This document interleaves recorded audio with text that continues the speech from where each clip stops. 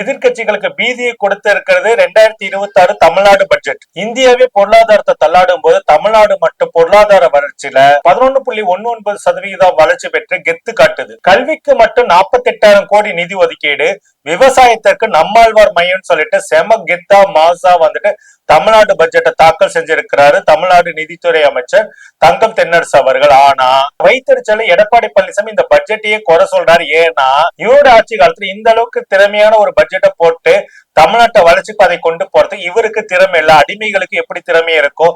எடப்பாடி பழனிசாமி வைத்தறிச்சல புலம்புறாருன்னா நம்முடைய அண்ணாமலை தேவையில்லாம வெட்டு கூச்சல் போட்டுட்டு இருக்கிறாரு. தமிழ்நாட்டுக்கு சேர வேண்டிய நிதியை வந்துட்டு கொடுக்காம ஒன்றிய அரசு மறுக்குது. குறிப்பா ஜிஎஸ்டில இருக்கக்கூடிய பங்கு வந்துட்டு தமிழ்நாட்டுக்கு கொடுக்கறது தொடர்ந்து வந்துட்டு வஞ்சகத்தோடு செயல்பட்டு இருக்குது.